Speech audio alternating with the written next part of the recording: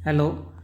आज मैं marginal productivity theory of distribution की बात करूंगा। इसको हम फैक्टर प्राइसिंग की थ्योरी भी बोलते हैं।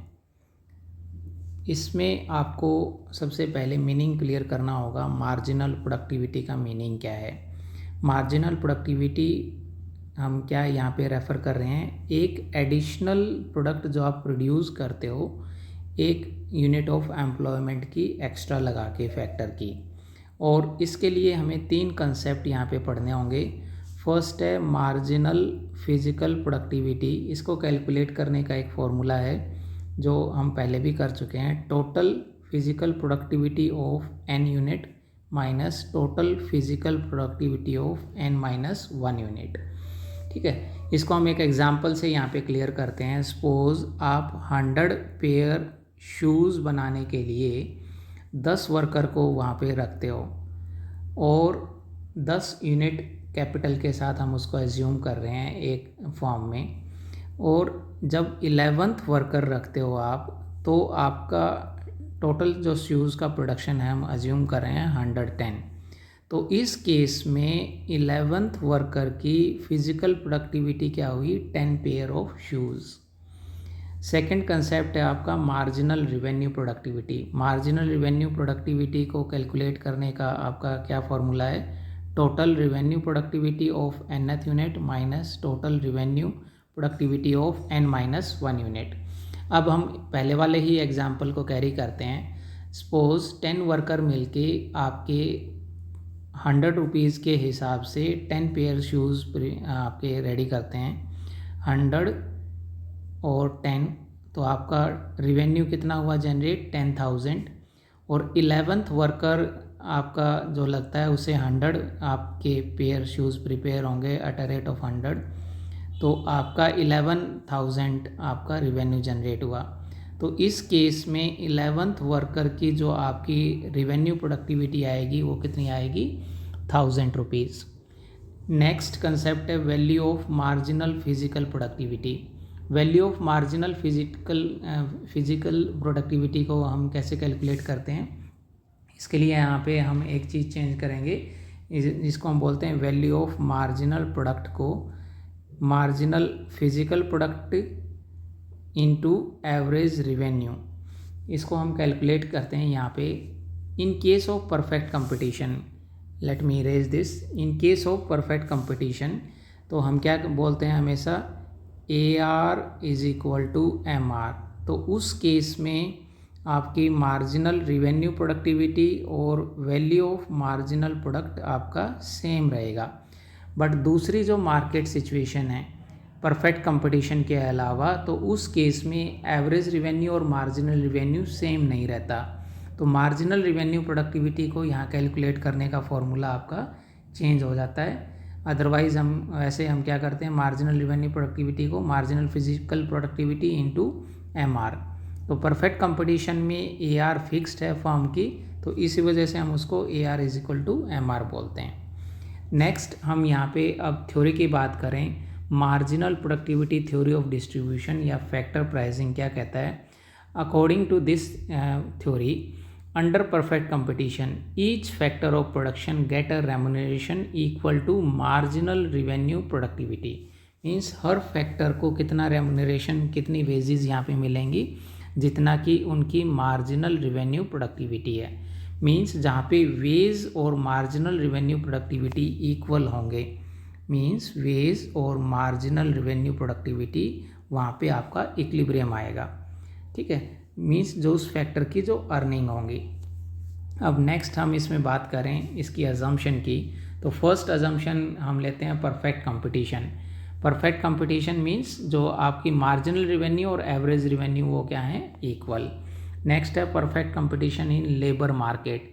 It means firm will have to pay the prevailing price of a factor, है ना, उसको उसी रेट पे देना पड़ेगा। एम्प्लाइज़ की वो फैक्टर पर्टिकुलर उस पर जितना लेबर चाह रही है फर्म को अवेलेबल हो जाएगा। थर्ड जो आपकी अजम्पशन है operation of law of diminishing return, ये हम ऑलरेडी वीडियो में डिस्कस कर चुके हैं। Homogeneity and divisibility of factor. ठीक है, होमोजीनियटी मीन्स आपका फैक्टर होमोजीनियस है और according to your requirement, you can divide it into small units to facilitate the substitution. Next है प्रॉफिट मैक्सिमाइजेशन, मीन्स जो प्रोड्यूसर का एम है वो प्रॉफिट मैक्सिमाइजेशन है.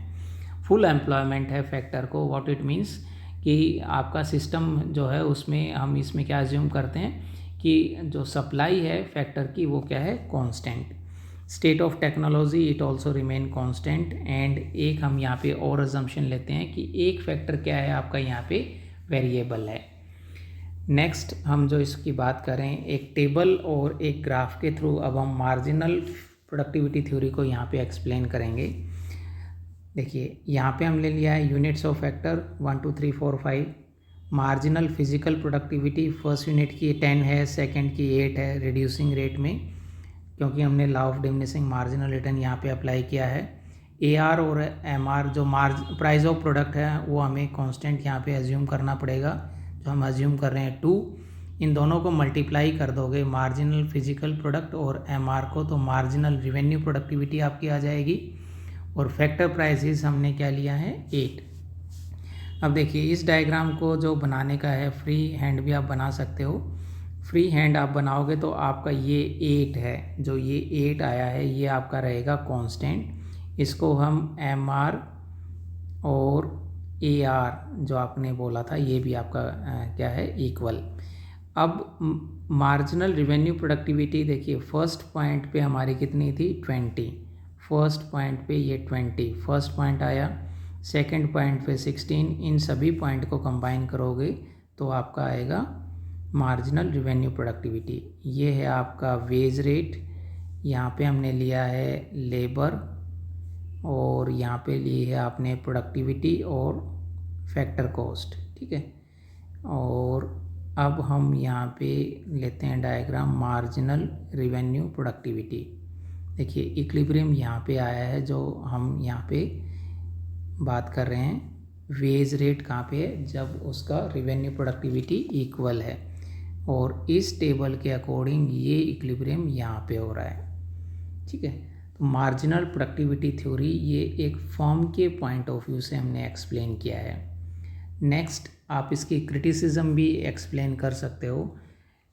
इसमें थ्योरी में एक हम बात कर रहे हैं कि कुछ इसमें कुछ अनरियलिस्टिक अजम्पशन है, लाइक परफेक्ट कंपटीशन है, मोबिलिटी ऑफ फैक्टर है, फुल एम्प्लॉयमेंट है.